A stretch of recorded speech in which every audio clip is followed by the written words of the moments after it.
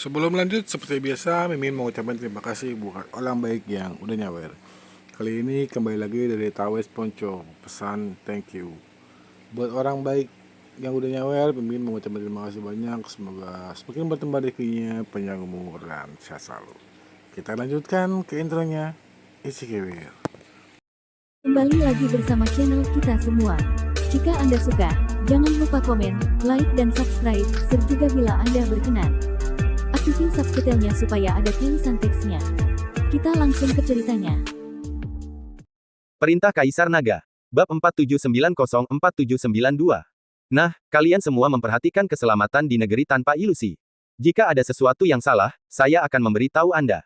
Dev menyimpan batu roh peri dan berkata kepada semua orang. Tuan Chen, kamu harus lebih berhati-hati. Ini adalah wilayah keluarga Huo.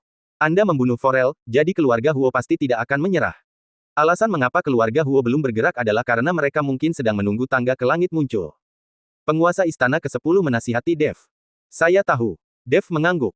Saudara Chen, jika kamu menghadapi bahaya dan tidak ada jalan keluar, maka temukan jalan ke gerbang Dao. Selama Anda memasuki gerbang Dao, bahkan keluarga Huo pun tidak akan berani terlalu lancang. Gabriel melangkah maju dan berkata, Gerbang Dao. Di mana tempat itu? Aku tidak pernah mendengar kamu mengatakannya. Dev bertanya tanpa bisa dijelaskan. Gerbang Dao hanyalah tempat berkumpulnya para biksu. Saat tangga ke langit muncul, semua biksu akan berkumpul di gerbang Dao, jadi periode waktu ini adalah waktu yang paling makmur bagi gerbang Dao. Banyak biksu datang ke negeri tanpa ilusi, bukan untuk menaiki tangga ke langit, tetapi untuk berbisnis di gerbang Dao. Di lain waktu, gerbang Dao menganggur. Gerbang Dao adalah satu-satunya tempat di negeri tanpa ilusi yang tidak dikelola oleh keluarga Huo. Kekuatan utama dianggap sebagai manajemen bersama yang damai di gerbang Dao. Ini juga untuk mencegah keluarga Huo menggunakan kenyamanan geografi untuk menekan orang lain. Gabriel mengikuti Dev untuk menjelaskan tempat gerbang Dao ini. Poin lainnya adalah bahwa di negeri tanpa ilusi, Tuan Chen akan lebih baik tidak mempercayai siapapun, terutama identitas Anda saat ini. Saya tidak tahu berapa banyak orang yang mengincar Anda. Baelish juga berbicara. Kakak ipar, kamu tidak perlu terlalu gugup. Tangga ke langit terbuka, dan kota matahari dan bulan saya juga akan berpartisipasi dalam pengelolaan gerbang Dao. Pada saat itu, ayah saya dan guru Tao Wallace juga akan datang. Kaizen menepuk pundak Dev agar Dev tidak terlalu gugup. Sebagai organisasi yang kuat di dunia surga dan manusia, kota matahari dan bulan juga mendapat tempat di gerbang Dao ini. Oke, aku mengerti. Dev tersenyum tipis, dan kemudian sosoknya menghilang. Melewati area abu-abu yang luas, mata Dev tiba-tiba menjadi jernih. Pegunungan yang menjulang tinggi, pepohonan hijau, hamparan padang rumput, dan kawanan sapi dan domba. Melihat pemandangan indah di depannya, Dev tercengang. Apakah ini negeri tanpa ilusi? Dev sedikit konyol. Mendengarkan penjelasan penguasa istana ke-10, negeri tanpa ilusi ini seharusnya tanah yang tandus. Tidak ada aura, tidak ada sumber daya. Memikirkan hal ini, mata Dev tiba-tiba berbinar, dan dia menepuk dahinya dalam sekejap dan berkata, sial, ternyata negeri tanpa ilusi itu seperti ini. Dev ingin memahami bahwa negeri tanpa ilusi ini tidak berarti tandus, dan tidak ada aura dan tidak ada sumber daya kultivasi di sini. Dan bagi para biksu di dunia surga dan manusia ini adalah tempat yang tidak berharga. Tapi kalau bagi orang biasa, seperti dari dunia sekuler, tempat ini bisa disebut tempat yang indah. Seperti kembali ke kampung halaman. Pegunungan dan perairannya indah, dan ada kawanan hewan di mana-mana. Ini semua adalah hewan biasa, bukan binatang buas, dan tidak mungkin berubah menjadi bentuk manusia. Bagus sekali, akhirnya aku kembali ke perasaan orang biasa. Dev turun dari udara ke rerumputan, dan langsung mulai berguling dengan penuh semangat. Udara segar, setelah menghirup, tubuh terasa sangat nyaman. Tempat yang begitu indah, di mata orang-orang di dunia surga dan manusia, telah menjadi negeri tanpa ilusi. Dev sangat tersentuh. Jika memungkinkan, Dev sangat ingin membawa para wanita di sekitarnya dan menjalani hidup di tempat seperti ini dengan tenang. Tapi Dev tahu bahwa itu semua butuh usaha yang kuat, dan sekarang dia tidak bisa bersantai lagi. Rekan Taois, apakah ini pertama kalinya kamu datang ke tempat ini? Pada saat ini, sebuah suara tiba-tiba terdengar dari sisi Dev. Tubuh Dev sedikit bergetar, dan dia berdiri dalam sekejap. Dia begitu santai dan bersemangat sekarang sehingga dia bahkan tidak menyadari bahwa seseorang sedang mendekatinya. Dev bangkit dan melihat dua orang berjalan ke arahnya. Itu adalah dua wanita, semuanya mengenakan rok putih, dan mereka semua terlihat sangat cantik. Yang paling penting adalah keduanya terlihat hampir sama persis, hanya saja pada jepit rambut keduanya bisa dibedakan. Terdapat dua aksesoris kupu-kupu dengan warna berbeda. Satu biru dan satu merah. Kembar. Dev bisa melihat sekilas bahwa ini adalah wanita kembar. Wanita dengan aksesoris biru itu melangkah maju, tersenyum kecil, dan berkata, "Rekan Tao, ini pertama kalinya Anda datang ke negeri tanpa ilusi ini, kan?" "Bagaimana kamu tahu?" Dev bertanya. "Melihat kegembiraanmu barusan, aku tahu kamu ada di sini untuk pertama kalinya. Ketika kami dua saudari perempuan datang untuk pertama kalinya, kami sama seperti Anda. Tempat ini sangat indah, tapi sayang sekali tidak ada aura dan tidak ada sumber daya kultivasi. Jika Anda tinggal di sini untuk waktu yang lama, kultivasi Anda akan mandek," kata wanita dengan aksesoris biru itu. "Apa tujuan dari kultivasi? Jika Anda bisa menjalani kehidupan yang tenang di tempat seperti ini dengan wanita yang Anda cintai, itu sebenarnya jauh lebih bagus." Dev berkata dengan emosi. "Tentu saja kultivasi adalah untuk keabadian." Wanita dengan aksesoris merah berkata. "Setelah menjadi abadi." Dev terus bertanya. "Tentu saja, itu untuk terus berlatih dan menjadi kaisar Sang Xian, Jin Xian, Tian Xian, Xianjun, dan Xian." Wanita dengan aksesoris merah berkata dengan kerinduan di matanya. "Bahkan jika kamu menjadi dewa, kaisar surga dan bumi, apa yang bisa kamu lakukan?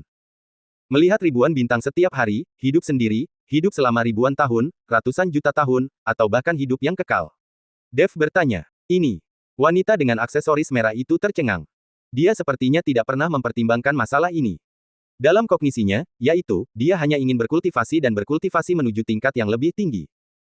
Adapun mengapa dia berlatih, dan apa yang terjadi setelah dia berkultivasi menjadi kaisar surga dan bumi, dia tidak pernah mempertimbangkannya.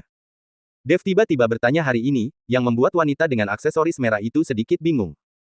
"Rekan Taois, setiap orang memiliki tujuan yang berbeda, jadi mereka memiliki pemikiran yang berbeda. Mungkin di mata Anda, ada baiknya menghabiskan seumur hidup bersama orang yang Anda cintai. Tetapi beberapa orang berpikir bahwa berlatih untuk hidup yang kekal itu sempurna. Tujuannya berbeda, tetapi tidak ada yang benar atau salah.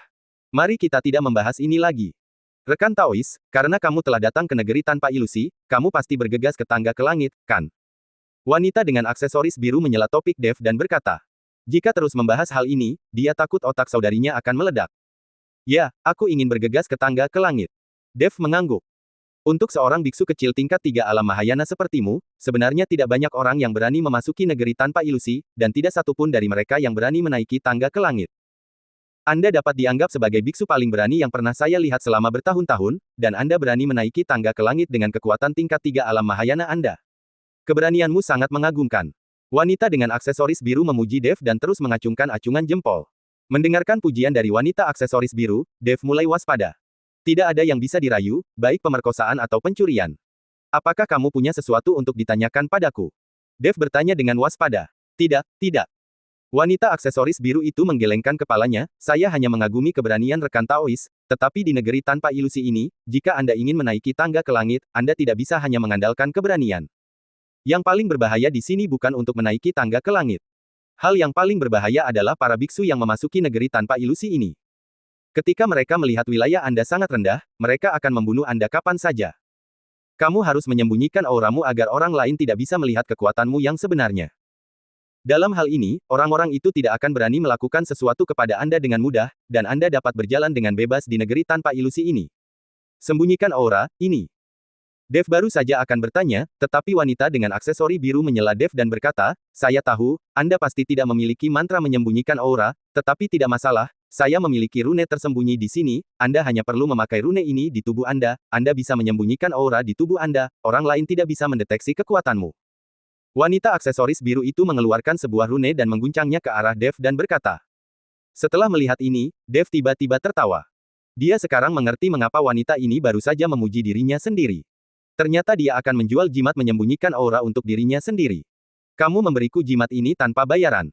Dev bertanya dengan sengaja. "Itu tidak masalah. Jimat tersembunyi ini digambar oleh Master Jimat Senior sendiri, dan saya juga menghabiskan banyak sumber daya untuk mendapatkannya. Tapi jika kamu mau, aku bisa memberimu beberapa, tapi aku tidak bisa memberikannya padamu tanpa bayaran.